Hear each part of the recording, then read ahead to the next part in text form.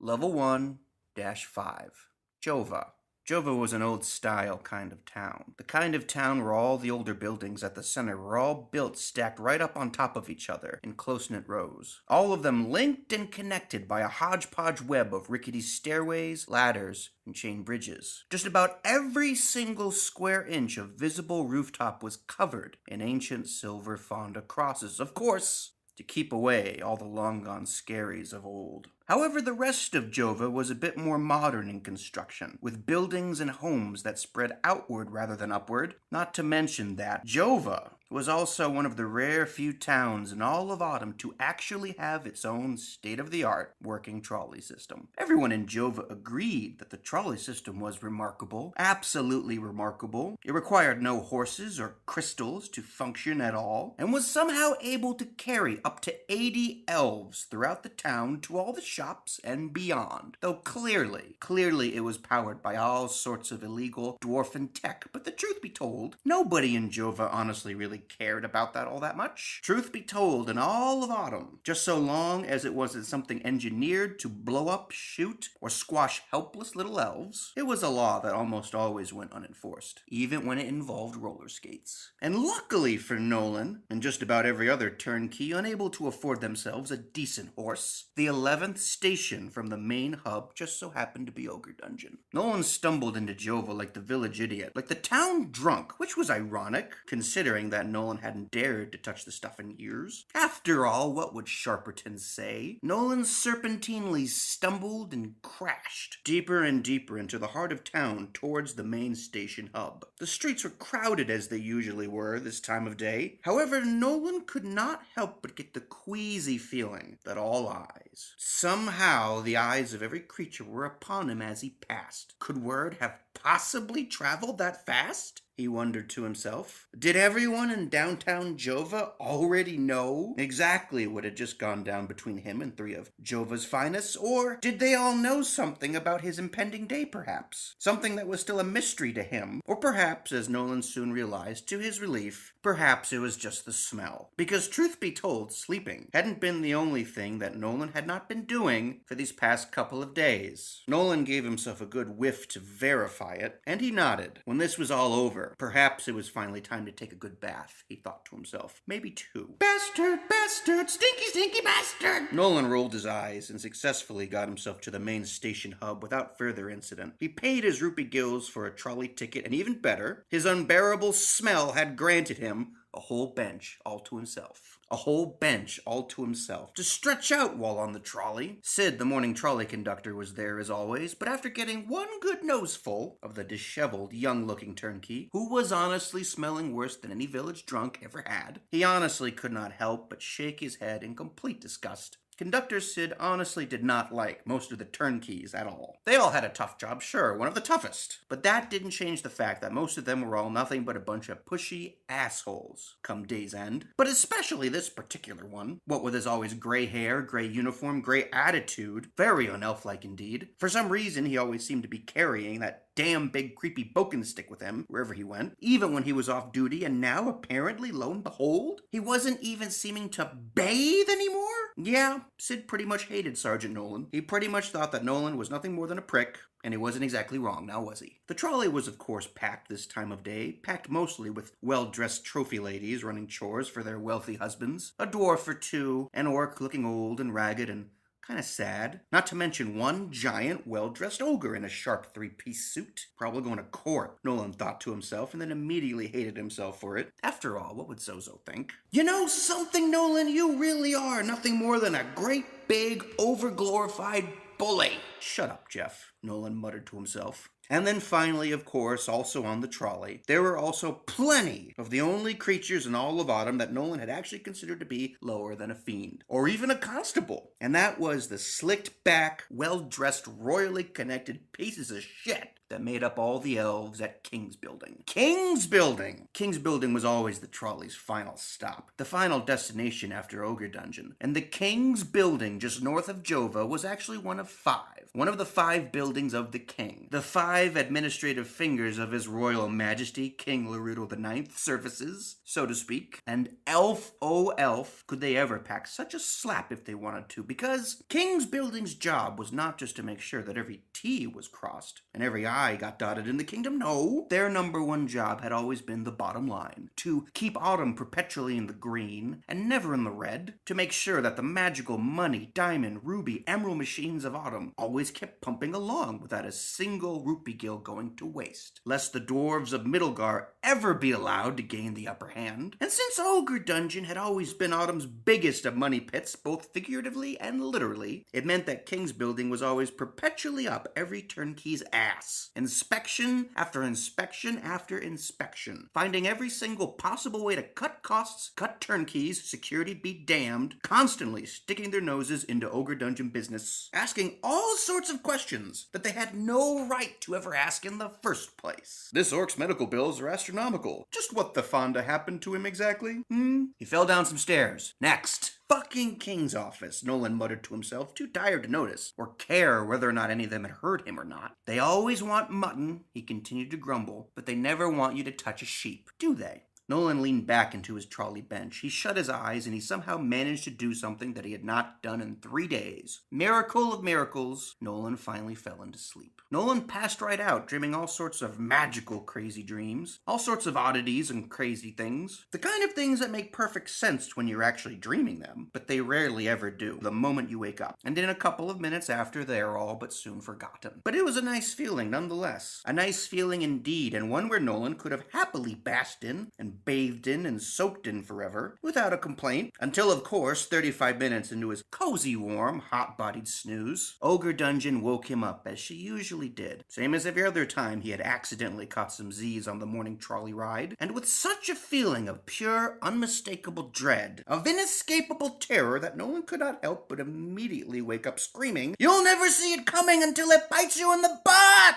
Don't pick your nose. And every member of King's Building immediately stopped what they were doing, papers and paperwork and what have you, to look at Nolan as if he was the craziest creature in the kingdom, which perhaps at that particular moment he probably was. Most of them were familiar enough with Nolan, of course, sure. Most of them had investigated Sergeant Nolan at one time or another, and now some of them took down some of their little notes, perhaps for later use. But soon everyone went back to business as if it never happened, and Nolan prepared for his upcoming stop. Ogre Dungeon soon came into view, and strangely, Nolan found it welcoming. He all but always welcomed the indescribable, overwhelming feeling of pure pain and internal terror that Ogre Dungeon always seemed to strangely elicit in him, and only him. And in no way was this because today was Garland Macmillan Day, or the fact that he just so happened to work inside a place filled with all sorts of fiends that wanted to blah blah blah blah blah blah blah. No, it was because Ogre Dungeon was evil. Pure and simple. Of that he was all but 99% certain, because to Nolan, Ogre Dungeon had practically always had the slightest of pulses to it for Fonda's sake, a life of its own, and the terror of such a thing, the terror of actually going into such a colossus's gaping mouth every single day to do battle with fiends and monsters, and then somehow find his way out every single day come shift's end to tell his tales, and to fight the good fight yet another day, was horrendously intoxicating. Overwhelming at first, sure. Absolutely overwhelming. Because Nolan had honestly once actually suffered a complete and total nervous breakdown after working 1 week, just 1 week inside her. Something that would most certainly make his life in Ogre Dungeon all but a living hell for almost the next 2 years. Until, of course, he finally did his part to save the whole place. Which just goes to show how nearly impossible it is to ever save a tarnished reputation when working inside a dungeon. But yes, oh yes. Nolan would be lying to himself indefinitely if he did not openly admit to himself how truly addicted he truly was to being a part of the whole damn place. And if he had to give a reason as to why it was so addictive after spending so much time inside her, it would have to be that all of Ogre Dungeon must have been possessed by at least 1,000 dead vampire spirits. 1,000! The words. That was the word that nary an elf in autumn ever dared to utter without a silver Fonda cross nearby. Same as the ones that laced most of the tops of old Jova. And even though vampires had in fact been gone, all but extinct for over 100 years now, ever since the elves had quote-unquote successfully taken back the night, Nolan was all but convinced that parts of them still somehow lingered on as ghosts inside Ogre Dungeon forevermore. Because believe it or not, over a millennia ago, Ogre Dungeon had in fact once been the largest vampire-made structure on the entire planet. A massive castle keep, once so large that it seemed to reach out and touch the sky itself. That is, according to legend. How it ever became a modern dungeon correctional facility? Well, thanks to the bean counters at King's Building, of course. The bean counters at King's Building simply decided that it would be a whole lot cheaper. It would save on a whole mountain of rupee gills to just simply convert what remained of the old keep into Autumn's largest and most infamous of dungeon correctional facilities. Rather than just simply build one from scratch, the facility on Death Mountain had cost an astronomical price back in its day. Modernly, there was hardly anything left of the old keep to salvage, but still plenty left for Ogre Dungeon's needs. There was still the old perimeter wall, over 20 stories high and nigh escapable. The old perimeter wall, perfectly circular in design, black as death, and making the whole thing look like an enormous popped boil, like an ancient festering tumor upon the land, upon the surface of the entire kingdom. And then, of course, there was the massive, never-ending basement that made up the entirety of Ogre Dungeon. Once completed, Ogre Dungeon was deeper than deep and darker than dark. The most perfect place you could ever ask for to lock up all of Autumn's undesirables and then throw away the key. And then, of course, hire all the remaining undesirables to then watch and guard the place every single day. The tattered remains, the festering, Fonda-sized cadaver of what was once the great vampire empire. All of Autumn was still deathly afraid of the V-words, even though they had been all but extinct for over a century now. And yet there Nolan was. There Nolan was, laughing at their ghosts every single day while fighting monsters without batting an eye. Who's the bastard now? Nolan thought to himself. Who's the bastard now?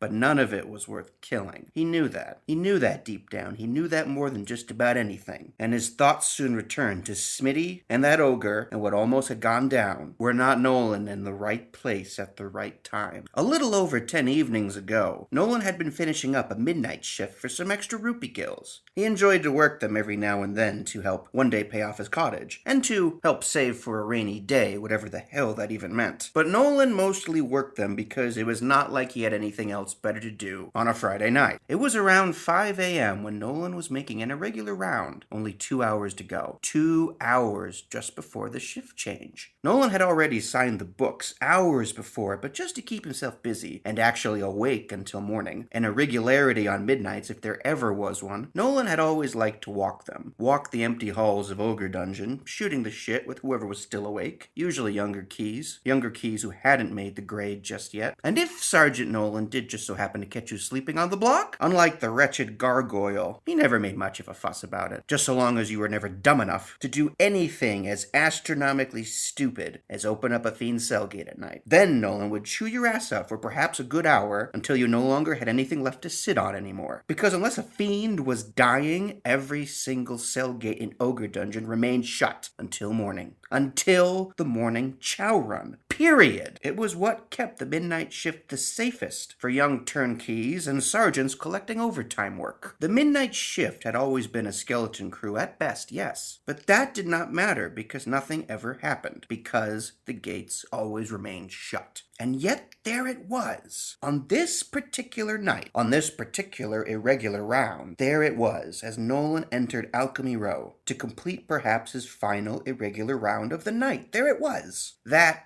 unmistakable of sounds that he often heard in his dreams and or nightmares. The noise of cage levers being pulled and the inevitable sound of a faraway cell door sliding right open. Only this time it was not a dream. Only this time it was being accompanied by the sound of softly running feet. Nolan's butt all but puckered up right there, and Nolan immediately ran up the 3 flights of stairs to the lever cage to demand of the young key, just what the Fonda do you think you're doing? But the kid was apparently too frozen to answer at all. Nolan had actually seen the same look before, once on the face of a deer, just before a midnight trolley had smashed right into it. The kid was shaking all over in a total sweat. Someone well above his pay grade must have told him to pull the lever and do it. But who? All high-ranking blue shirts and gray shirts had gone home long before. The kid must have been too scared to say no, but now, to Nolan, he looked even more scared about what was potentially about to happen. Fonda, damn it! Nolan cursed, soon slightly jogging down the third-floor catwalk to the back of Alchemy Row, making sure to hold his keyring as he did so that no one would hear his approach. Somebody, maybe a couple of somebodies, were all about to get the biggest ass-chewing of their lives. But as he ran, Nolan could not help but wonder to himself just who the Fonda had put that new jack in the lever cage up to this. And even more so, just how much paperwork was this going to end up costing him come sunup, come shift's end. Either way, it looked like Nolan wasn't going to be leaving Ogre Dungeon anytime soon anymore, and perhaps that was what had made him angriest most of all. But nothing could have prepared Nolan for what he saw next, not in a million years. It was Smitty, the senior member of his IOD squad, along with two other unknown keys that Nolan did not instantly recognize. Smitty? Nolan had tried. He thought Smitty had already gone home hours ago. Smitty, what the Fonda are you? Oh no, Nolan exclaimed as the flickering light of a nearby torch revealed that Smitty and co. were all wrestling and tussling with something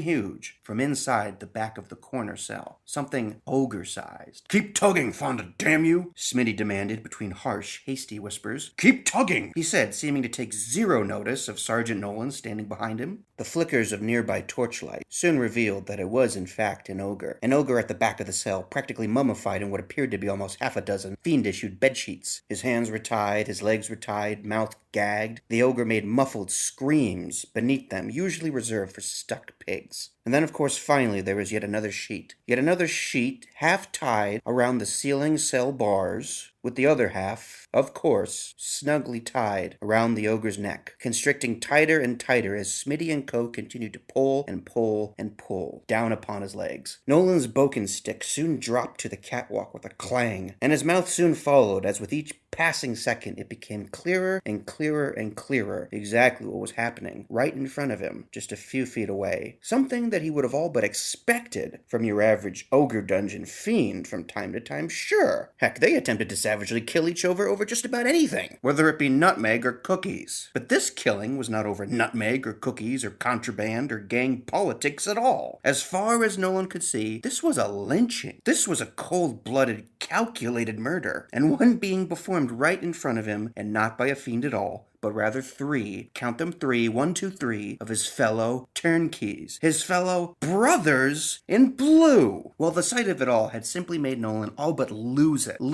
his effing mind right then and there. A lot like how he would eventually lose it on Jeff and co. come days later over by Big Belmonte's house. But in all honesty, this was a whole lot worse. This was a whole lot more like when Torres the Orc had attempted to slit Nolan's throat from ear to ear in the chapel block lever cage during the initial explosions of the riot to grant all the fiends in Ogre Dungeon an early parole, in the sense that Nolan had once again all but completely blacked out. However, this time, unlike 4 years ago, this time when Nolan finally came to, Nolan wasn't standing over a defeated and beaten fiend, a bloody orc who had just been thrown over the third-level balcony below with his own homemade shiv stabbed directly into his eye. This time, Nolan was standing over 3 keys, and all of which were beaten up worse than even Jeff and co. had ever been. Not to mention that there was now an ogre fiend by his feet, puking his guts out, desperately gasping for air, but still very much alive, thanks to Nolan. But most importantly of all, Nolan was now standing over an ogre dungeon at least 50% divided against him, and seeming to get worse with every single day. Not to mention with only 10 days left to go before Macmillan was expected to finally show. This is not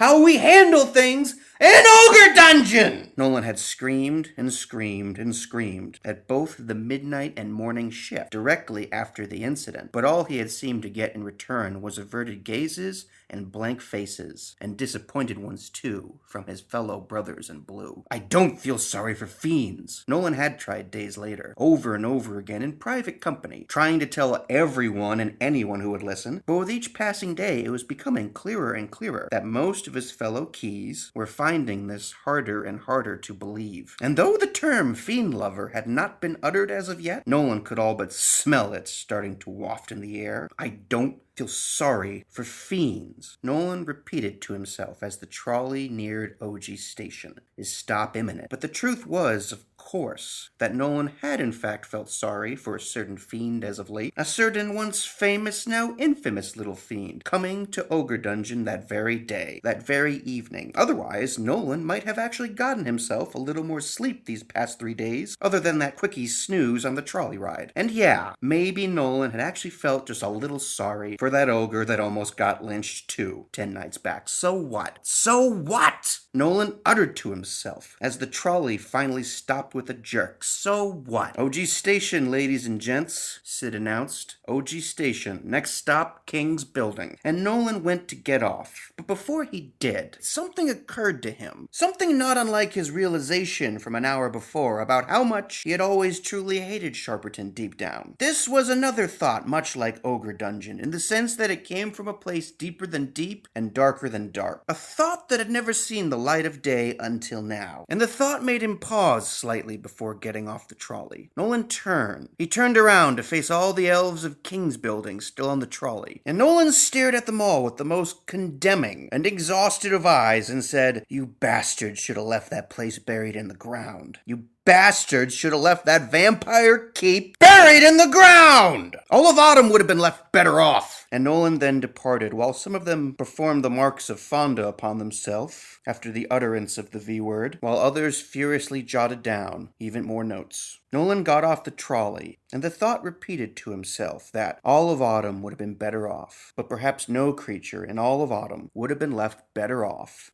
than him.